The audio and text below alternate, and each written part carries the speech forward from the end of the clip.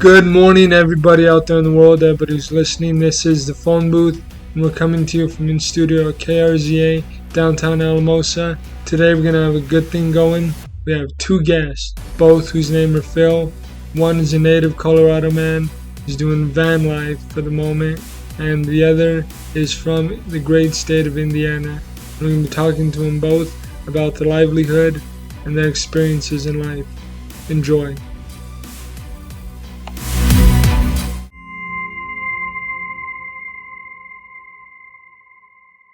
Don't even think about leaving that phone booth. You're listening to 88.7. You're listening to KRZA 88.7 FM, Alamosa, Colorado-Taos New Mexico, 98.7 FM in Saguache, Colorado, and streaming online at krza.org, connecting cultures along the upper Rio Grande.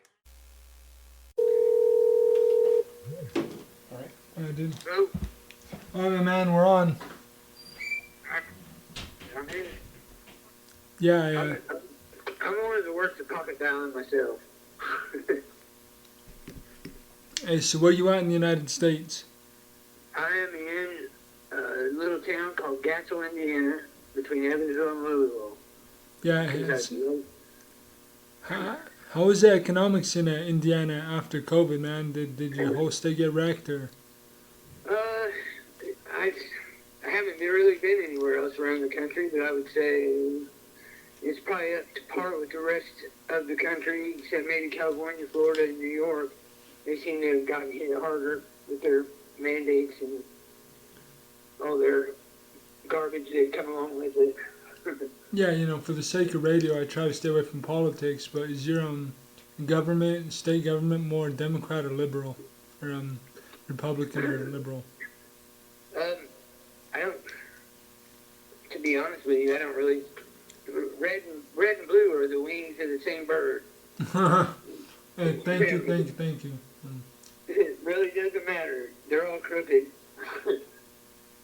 So, from the street department to the courthouse, from my experience, and I was in business for 21 years, and that was my experience. What kind of business you do? I was a decorative concrete contractor and custom masonry. So you were a mason, huh? Oh. Not a Freemason. I was Yeah, a real mason. A real mason. Yeah. A blue collar guy. Those guys wouldn't know. Their little golden child wouldn't do nothing on my job. No. I had to kick them off the job. Yeah. And we don't wear aprons on my jobs either. So, did you do any impressive building work while you were a mason? Did you work on any Yeah, I did. My customer base was pretty much well-off people. Let's just put it that way. I lived and worked up around the north suburban Indianapolis area. That would be Carmel, Fishers, Westfield, Noblesville. That's where the football players, the basketball players, the goody-goodies, I guess you could call them, the people that think they're better but aren't any better than anybody else. They just have money. Yeah, and money will do that to people, man. My dad's latest girlfriend was a real estate broker, so she bought new cars with cash, and it's tough, it's what's going on in America. I see class warfare. People are so caught up on race and gender, but I think it all boils down to class, and so it's good to talk to, man. I meet a lot of people on Facebook, online, and I never really connect with them. Like Marilyn, I met her. She's in Europe. I actually went over there to visit her, fell in love, and so Nice. it's good, my man, to connect with people that you meet online. Congratulations. Yeah. You never know. Awesome. That's a good love story. Mine, they can't take me past 9 years. I don't know what it is. I had a wreck in '07 where my wife grabbed the steering wheel and ran us into the utility pole. And she was drinking. Yeah, that's tough. Yeah, or they divorced me. So I just kind of give up on them. To be nice about it. I just kind of give up on them. If it happens, it happens. If it don't, it don't. I'm good with it. Yeah. I'm 54, so I'm not paying any more support. I mean, children. Yeah, you get to that age. I'm 30, and I'm chasing love still. Like pursuing it across the world. like man. At 30, I would have too. Yeah. I would have too. Absolutely. Why not? Yeah. Why not? What else is there? Yeah. Yeah. Well, look what you found. That's awesome. Yeah, she's a good girl. So yeah, I have a guest. He's coming in the studio. We got about 15 minutes, me and you. But that's cool. he lives in a van, and I saw his van. I was like, dude, that is so cool. Do you live in there? And he's like, yeah, I do. And I know people, who live in houses, and they just pay so much money to live in a house. Your mortgage, your food, your lights, your other expenses. And then there's people that live in trailers on lakes, and they pay a lot less. And like my friend Colin, he's an iron worker, and he's living in a trailer, and he's just saving up all this money, investing it. And I'm like, so smart. And then there's people a step above that who just live in a van, and they might make money. And if they do make money, they're just smart because they're pocketing it, and they're just traveling. And I envy these people. Well, I don't want to brag, but I live in a Ford Ranger. Hey, the freedom that comes with that, man. But Well, I've had the big houses. I've had the wife, the family, the whole deal, the business. And so, I've had the headache, and here's what I don't miss: having palms up, facing me. Everybody got their hand out, wanting something. Yeah, and you're the breadwinner. And the thing is, you're a mason. So, you make money, you build things, you work the hands. Oh, yeah. I money. had like 11 families depend on me. Yeah, so that's there you have it. So I don't make that at all. Like, if I was a mason and making that kind of money, I would so live in a van. Because, the roomy, I don't want people to think, they think minivan with seats, and, they have these huge industrial vans that you can lay across, square and have room. If I was to do it over again, I would probably build a huge pole barn, like 120 by 60, 150 by 80, something big. Or start out, small, but I could add on to it. But my house would be in there, my shop, everything would be. You would open the door to my house, it'd look like $1 million mansion inside of a pole barn. Yeah, and there's people that do that. Concrete countertops, yeah. Plus, I could bring people over to look at, to get ideas for work. Because when I would sell a job, not only am I selling myself, but I'm selling decorative colors. Some people, your eccentric people, they want something different that nobody else has. And then you have I just want earth tones, browns, grays. So I was up to, my motto was, if you got the money, I got the time. Yeah. Or have boots will travel. Either one of those. Yeah. Did you get into that right after high school? Actually, my dad was a general contractor growing up, and I could finish concrete like a man when I was like 15 years old. That is what's up, See, when I was a boy, I told my parents, what am I going to do with my life? What should I do? They're like, whatever you want. And that was the wrong answer. That is the wrong answer for a parent to give a child, who's looking for guidance. Because, a lot of the ideas today is like, well, you're an American, do whatever you want. You have all the opportunity in the world. But, children need guidance, Yeah, and that's what I noticed about well, you're a little younger than me. I'm not, how old are you? 34. Okay, I have a son your age, so yeah, there's a difference here in eras. But I'm kind of lean towards the younger generation, where I don't want to say sensitive, but I want to say want a relationship. We don't want to be sloughed off, go work at a factory, son. Yeah. We want an intimacy with any family member, but I think that's from the lack of not having it here the last 20, 25 years. Because I remember when I was a child, we would go to our grandma's even if people hated each other, they were still grandmas. Yeah. You know? But now it's nobody does anything, and it's sad. Yeah, I was born in '88, and my dad, he didn't want me, and I just, had to grow up without, real family unit, and yeah, and it's tough, so I envy those people with structure in their family. Well, their dad is a I doctor. didn't have structure. I had an abusive mother, and I had my dad. He was gone all the time working 2 jobs, but being married to my mother, now I understand why he was gone all the time working 2 jobs. Yeah. But yeah, I grew up on a horse farm in sure. East Central Indiana.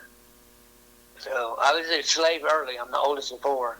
No, yeah. So yeah. So I got to be beat down real early in my life. And when you get I got a sledgehammer for my 16th Christmas. It was wrapped, but I could still tell it was a sledgehammer. I knew my life was over. Yeah. Right then. Yeah, we got you a present, a lawnmower. But Yeah, no kidding. Hey, I got you. Here, guess what it is? It's a weed eater. How'd you get it? Yeah. Well, it's not in the box. Yeah. Oh, that's terrible, ain't it? I would never do that to my child. Even if they're 50, I wouldn't do that to my child. Unless he asked for some tools. I didn't ask for no tools at 16. Yeah, people, I come to the conclusion people only do what they know. And Right. if only, Exactly. I tell myself all the time, if only I knew then what I know now. And Yeah. it makes me sad because, a lot of people, my man, don't want to learn. Like my mother, she's, I'm stuck in my ways. I'm 50, whatever.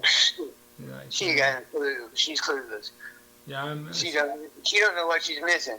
I'm always trying to learn. You know what I'm saying? I meet Marxists, I meet Nazis, and I don't, I judge them, of course, right, on my opinions, but I try to learn from them. I'm like, why do you think what you think? Traitors in darkness. Yeah, and I'm always trying to learn everything I can, so, you're on Facebook, I see, your posts a lot, you put a lot of conspiracy stuff, yeah? Yeah, a little bit. Yeah, I mean, say it's different, yeah. Yeah, when I was after my car wreck in 2007, I took a philosophy class, man. I was damaged. And my teacher was like, did you know there's people who believe the earth is flat? And I was like, what, really? And at the time, I was just so blown away that people could think stuff like that, right? And I started questioning it. I was like, why do people think what they think? Why do people think the earth is flat? I want to know why they think that. And then I found out why they think that, and I'm like, oh, dude, people think, in their opinion, the earth is flat because it's flat. Right?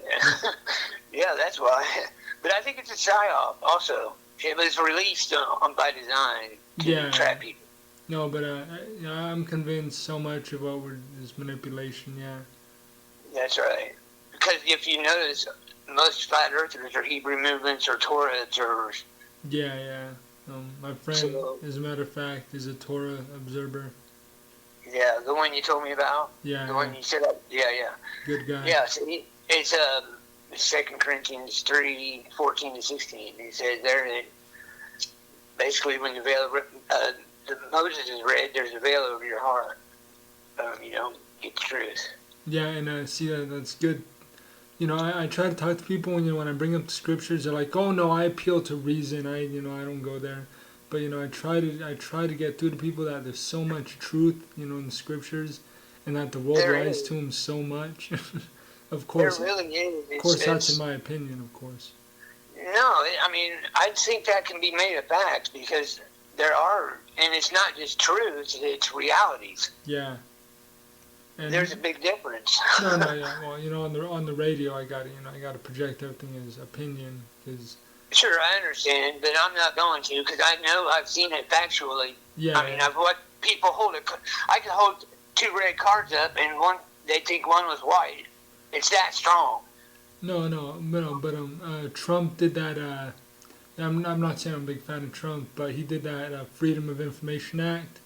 And then a lot of things that people were like, that was conspiracy, turned out to be fact. And like, documented. You know, like Project, what was that? You know, when the brainwashing back in the 50s. MK Ultra. MK Ultra, yeah, that turned Monarch. out to be fact. Project Monarch. Yeah, back in the day, I'd bring that up. People were like, "Oh, that is conspiracy," and you really couldn't combat that because you had nothing to go on except you know what you know. But now that the Freedom of Information Act came out, a lot of stuff that was conspiracy turned out to be true. So.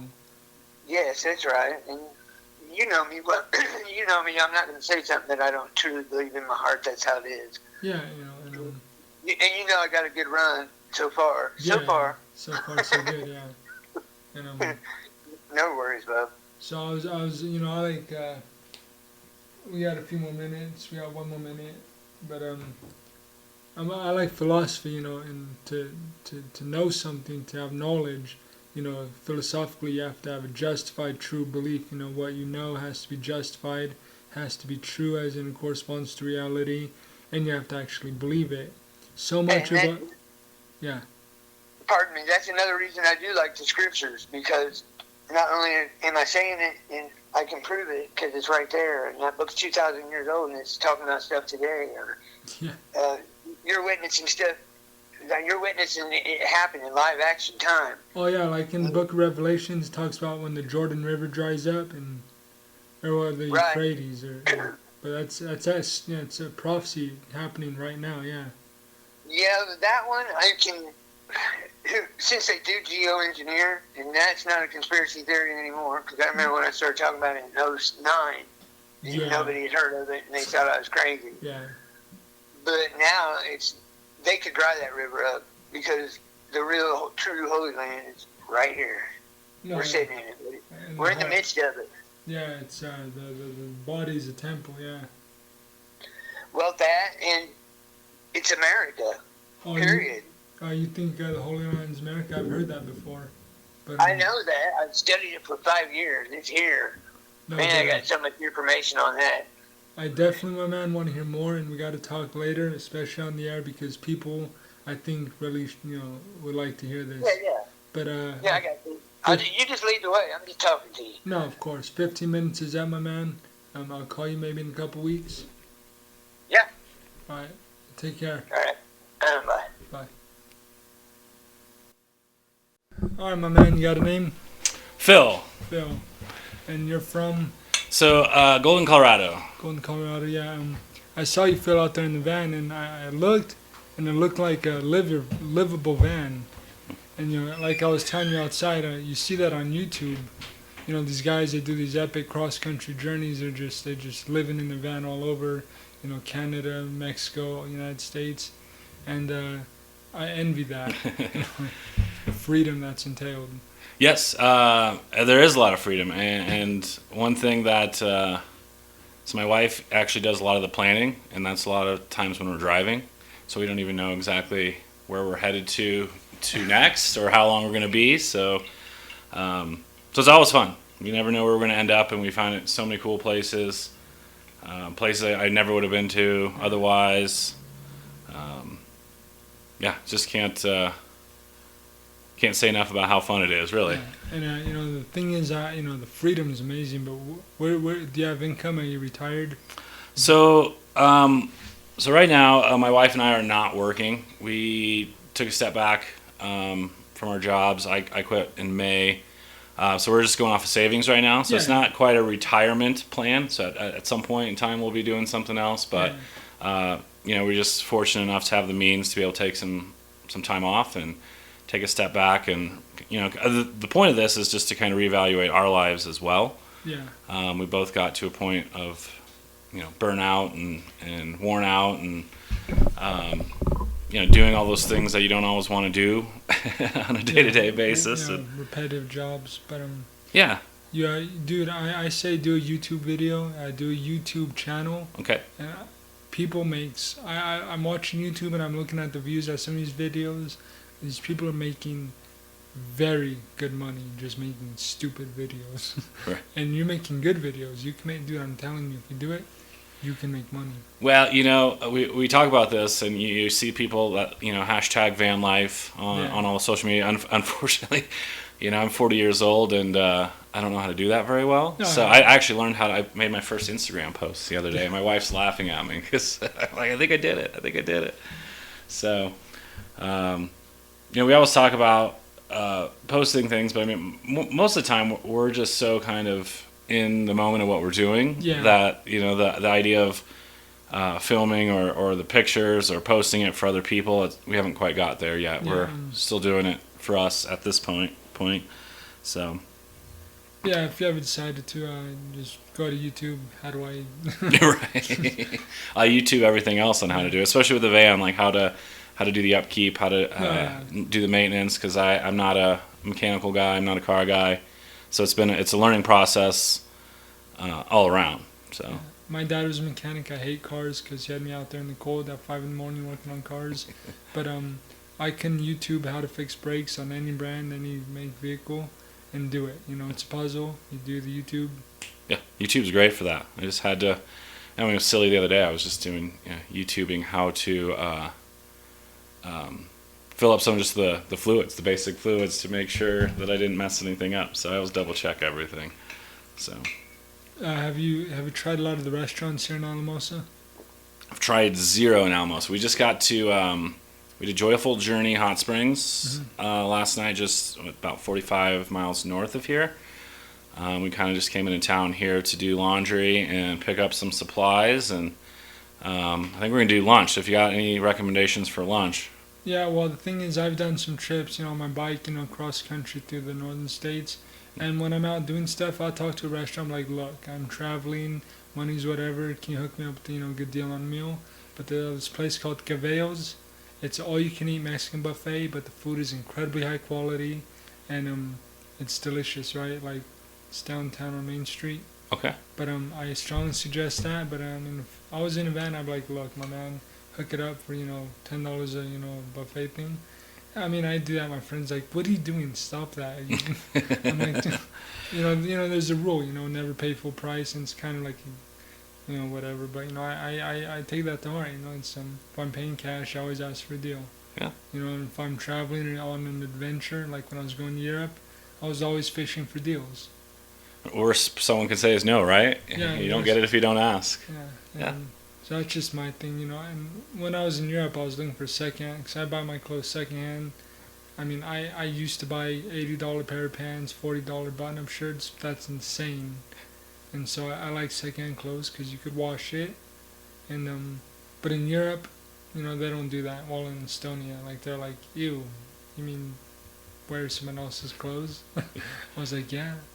But, yeah. I mean, it's amazing what you can spend, and living in a van, we've also realized just with space and having a house before and having huge walk-in closets full of clothes and how much money we just spend on things that you don't need. You have way too much. Yeah, it's excess. Yeah, and I'm big into economically. People have more than they need. Oh. Absolutely. We we just sold our house 2 weeks ago, but we've been traveling full time since May, and that was the number one thing that we realized was how many things we had, things that we didn't even know that we haven't used. My friend Frank, he was 70, sold his house, bought a fifth wheel, wanted to do what you're doing because what you're doing is the right thing to do, I think. But he got a dog that he loves his Australian healer, so he sold his fifth wheel and bought a house again. And we have traveled with two dogs. We have one in the van that's 105 pounds, Rufus. He's a big boy, lots of energy. And then we have an older dog. She's about 50 pounds, Avi. And the one thing that's kind of fun with the vans is getting them outside and exercise. So we're always out hiking. We're always looking for places, new places to take them. So traveling with them is a lot of fun, actually. Well, I was telling a friend right before you, and just to clarify, your van is huge. It's not like a minivan. Because people think, oh, van living? No, I couldn't do that. But your van, you can lay across square any direction. Yep. So it's 21 feet long. So it is a little long. And then the nice thing about it, too, that you didn't notice, we actually have a pop top. Oh, yeah. So we can pop up the top. So we have a second bed up there. We don't use the bed, but when we pop it up, so sometimes when we drive, we have stuff on the bed, and then when we get to a campsite, then we pop up the top, and then we can put that stuff Yeah, up there that's and kind of get it out of the way, and it just gives us a little extra space for that. But yeah, so the van that we have is actually it's a Winnebago Solus. So we looked into doing some build outs, but I was just afraid of how long it would take and how many things I would screw up if I tried to do it myself. So we started doing the research and just found out that for us, getting pre-built Winnebago was the right way to go. And we have solar panels on the top. We have a built-in generator. We have a bathroom on the inside. We also have outdoor shower that we can set up. Out back, we have, I think it's got 25-gallon freshwater tank. Dude, it's so envious, man. Like, yeah, the freedom, but we got about a couple minutes left. So, last thing is, so even though you're living in a van, I mean, I assume you take out your tent and camp out indoors sometimes, just sleep outside? Actually, we don't. We sleep in the van. It's comfy. We Nice. do that. But we spend a lot of times outside because, I mean, other than sleeping kind of in the van, everything else we're doing for the most part is outside. So. My man, we're about out of time, but it's good talking to you. Absolutely. Thanks for having me. It's been a pleasure meeting you. Are you on Facebook? I am. All right, man, maybe I'll find you. Okay, perfect. Thank you. Have a good day.